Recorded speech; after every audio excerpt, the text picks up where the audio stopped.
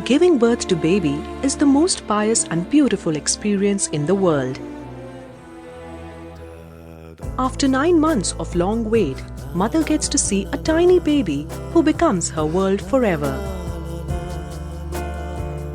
But imagine if immediately after birth, baby is separated from mother, and mother is not even allowed to feed her baby.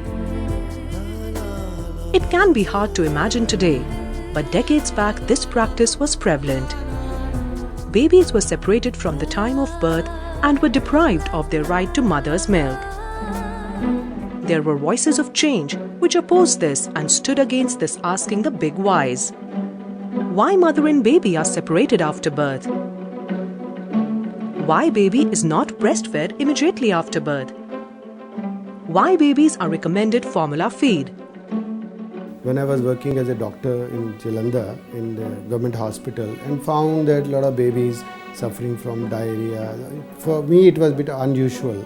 A lot of babies coming with these illnesses and they were on bottle feeding and consuming commercial baby foods. Dr. Arun Gupta, a man who voiced against the culture of separating mothers and babies. A little investigation led to that all these hospitals in Jalandhar actually were being supplied free formula by the baby food companies, most commonly the Nestle. During the same period, my daughter and son was born, and our hospital doctors pushed us to give formula, both of us being doctors, but we were not able to follow the right practice of breastfeeding, and by the time 6 months, both my children, they actually had to give up breastfeeding. So that was something which was startling for me. He fought for mother and child's breastfeeding right, saving many precious lives. We need to stop this aggressive marketing, promotional techniques of the companies.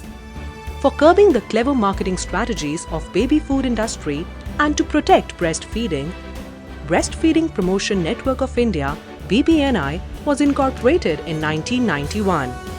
I worked with a global group called International Baby Food Action Network.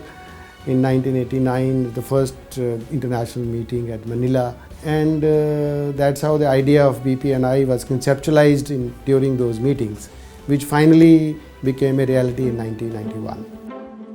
After undeterred efforts and age-long fight, it was in 1992 when the first victory came and a law was enacted in India to ban baby food promotion for children up to 2 years. I would call it the first battle won in 1992 when India got a law, and we started monitoring that law and put pressure on the companies that they should behave. BPNI works on 3 paradigms of protection, promotion and support for breastfeeding. One of the major aim of BPNI was to actually check the companies. So that was one thing which BPNI was set up. Then several other works BPNI started doing for promotion of breastfeeding, for example, in the hospitals, at workplaces, asking more maternity leave for women. But the prime aim was to actually put an end to the marketing strategies of baby food companies. Through its various programs in the last year itself, BPNI has touched the lives of more than 50,000 mothers and babies. BPNI is a valued partner of the Government of India. They invite us to talk about nutrition, talk about breastfeeding policy. Like Prime Minister has a council in which we are a member. We also look into whole of Asia. Like we are coordinating this work for around 50 countries in Asia. BPNI has developed a wonderful training course, which is like a world-class training course to increase the skills of health workers. We are popularizing that in different countries. Now, BPNI is a part of a global network which is operating in 166 countries. And recently we have also launched a program called World Breastfeeding Trends Initiative, which was conceptualized in BPNI, now operating in 107 countries. And this is something which BPNI is very proud of. BPNI is also operating as a regional office for Asia for the same network. That's an important thing that BPNI is doing. And this international collaboration helps BPNI to put its views forward on a stronger footing. The world today is witnessing an unprecedented acceleration of baby formula consumption. Taking an example of China, which has a huge market for baby food, the sale of baby food there is increasing rapidly as there is no law to control it. whereas in India, the sale of baby food is controlled because of IMS Act that came into force due to efforts by BPNI in the past.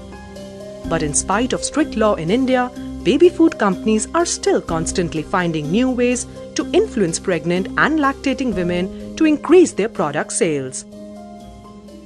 We were able to achieve a lot of stopping advertisements, promotions, but companies have been using clever techniques now. They like e-marketing and the Facebook and others. In the decades-long journey, BPNI has come a long way in developing a fundamentally strong society. One of the major difficulties we face is that the continued pressure of companies even once called for a law to be repealed. And we had to fight tooth and nail and finally to get the law back, so that we don't want to lose this law for the people of India, which is a huge protection which might benefit next generation. We are putting breastfeeding as a part of the social development. BPNI is not just an organization, but a movement which needs unflinching involvement and support of the society to fight for saving our children's future. BPNI is actually building a movement which is going to benefit the society. So BPNI expects that society also contributes to the movement. We have very limited resources in terms of funding or in terms of human resources. Like 10 people who work in this office, who have the technical background, these are the 10 people who are working throughout the countries, and the limited resources we have, we manage in that resources because we want to rely more on the government action which will reach a large number of people.